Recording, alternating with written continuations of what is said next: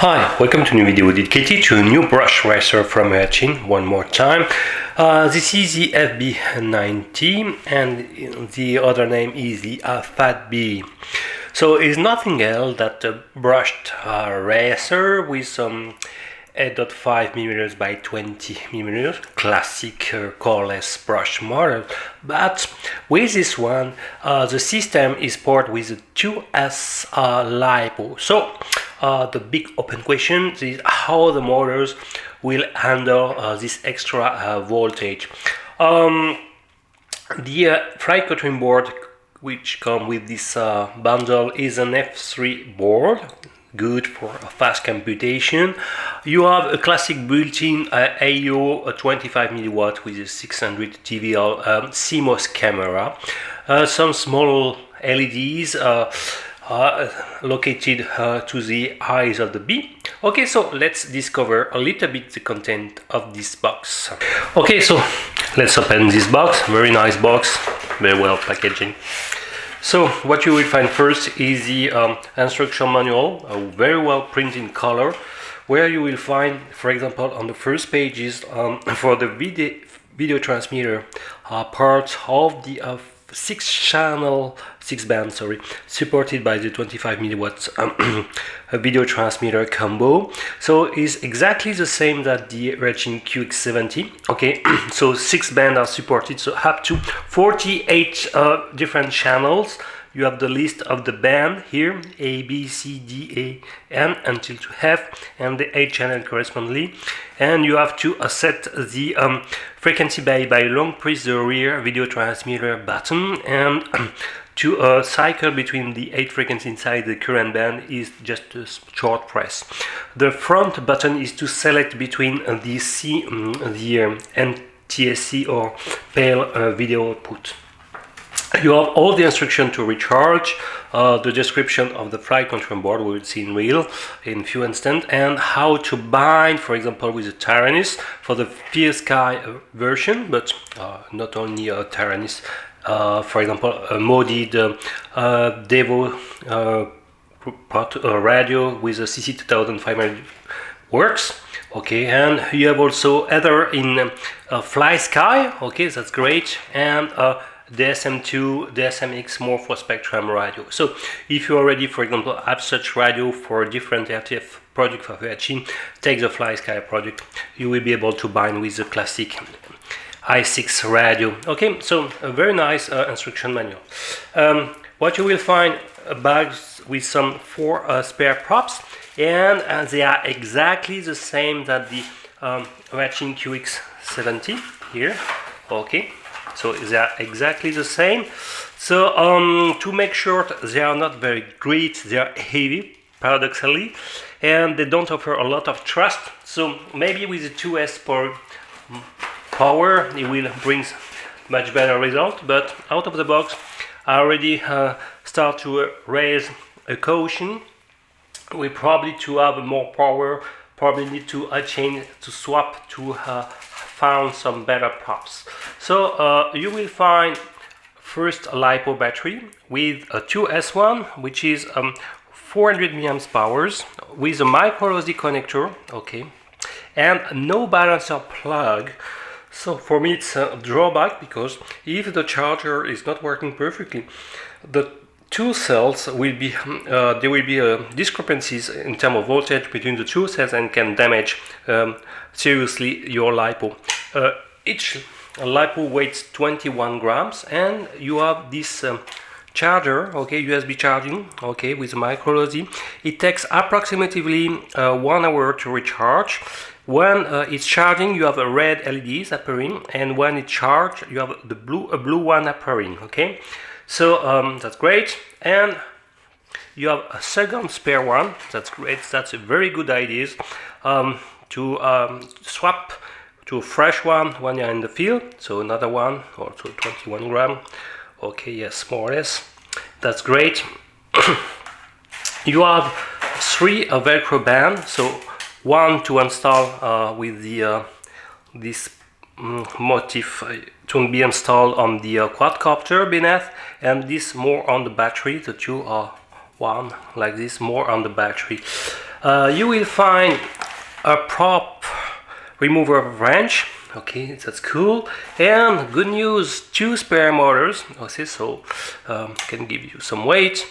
So 8.4 grams each with very tiny mini 125 mini GST connector, maybe 1 millimeter. It seems to be even smaller. So they are 2S compatible, 8.5 by 20. That's the big magic ingredient in this combo. And finally, here is the machine. So definitively taking the shape of a B, okay, no problem. And the eyes, the plastic is transparent, and you have 2 LEDs laterally to unlight this part. So when you remove the lens cap, you can find the classic 170 degrees field of view IO FPV camera. So installed on the quadcopter, you have more the black color of the props, okay, and the bottom side. You can see there is a carbon element, so all the lower plate is in carbon. The motor pod here, okay, give you a ground clearance of approximately, you can measure that, so largely enough to install the battery business, and you have something like 25 millimeters of ground clearance, okay, more or less approximately. So you have some ribbon to lock the motors wires closest to the arms. That's good. Okay, and here the 2 yellow part here is to install the camera mount. So if you release them, you will be able to remove the FPV camera. The 2 4 on the rear here is to unclip the top canopy part. So just gently push them, okay, to not break them, and you will be able after to release the top canopy. But I want first to measure the weight, okay, of this machine. So I will use this box as support, okay, and stand alone without the battery. The machine weighs already 42 grams, okay. If I had the LiPo battery, you will reach close to 63 grams. That's a little bit heavy, my Madsen view. So paradoxically, is close to 11-12 gram more than the Eachine QX70. So it's a lot comparatively. So 20% more of weight. It's huge. So the notion of weight will be pretty important.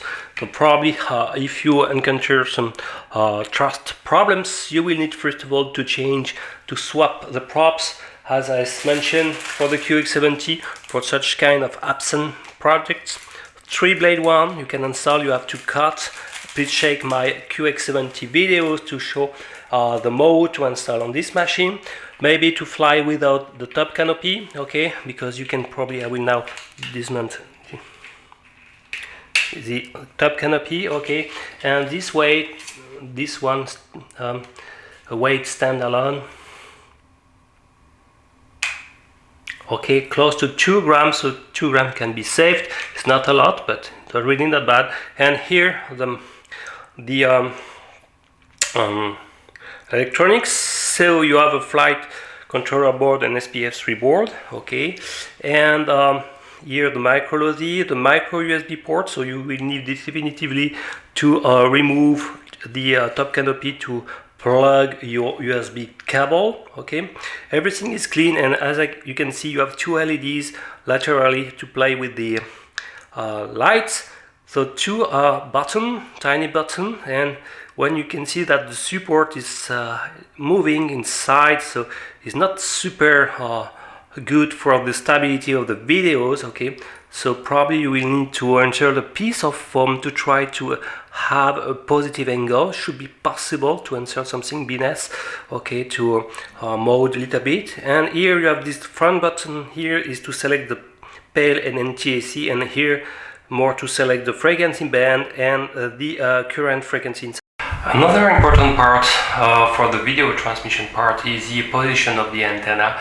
As you can see, installed horizontally, so it means that if you are flying more in the horizontal plane, especially rear or front of you, you will have a loss in terms of FPV signal.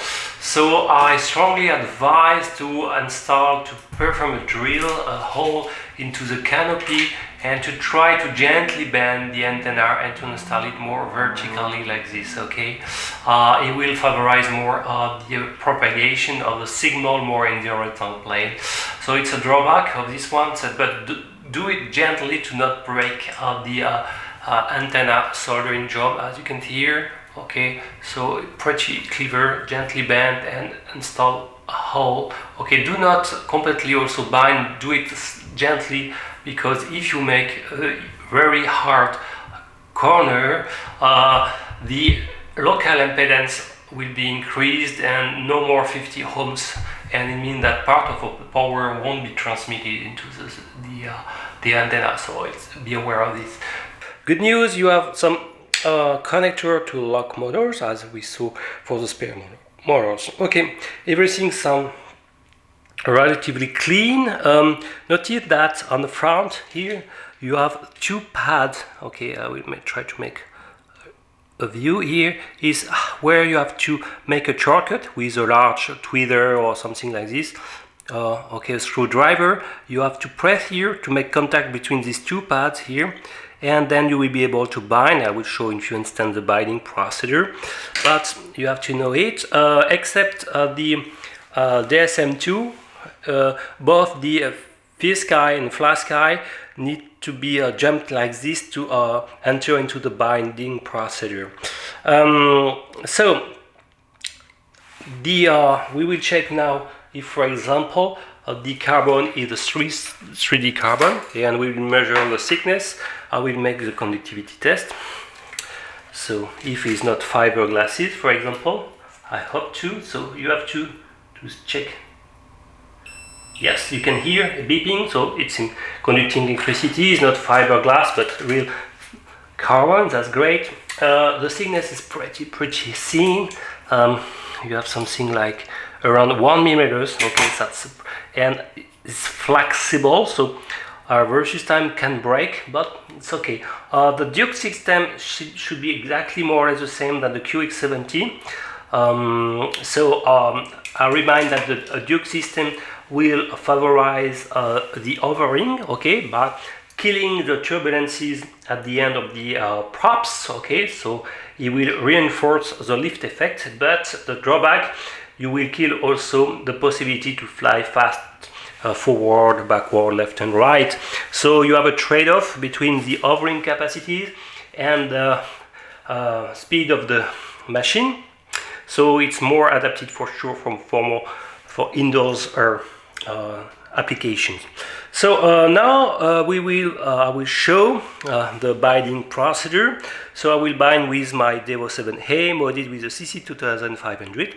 Okay, it's a classic one. So first jump while powering the system and then enter into the bind mode. I did this stage many times, but I will show it again. Okay, here is the binding procedure. So you will need a screwdriver to make contact with these two pads here in the same time.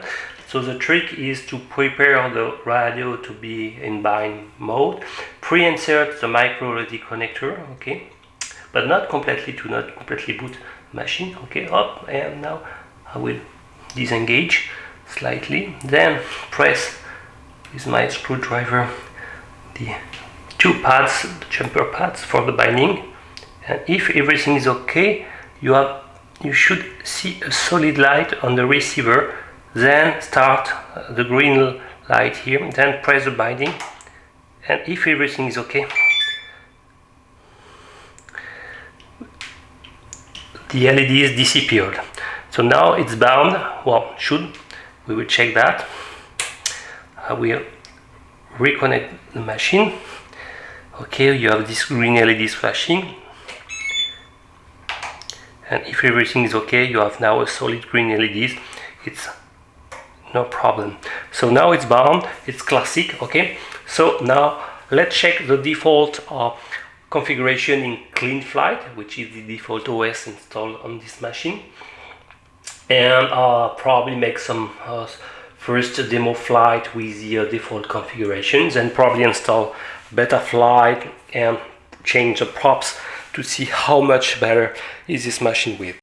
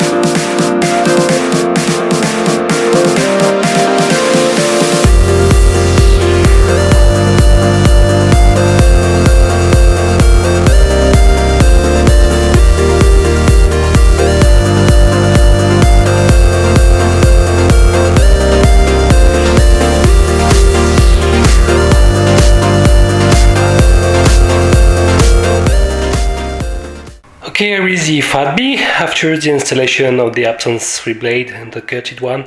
So I saved close to 1 gram. So, and it's fly much better, as you will see now in the FPV demo, more in the my next door garden. It's much more punchy in ascent rate. So that's good. Let's go.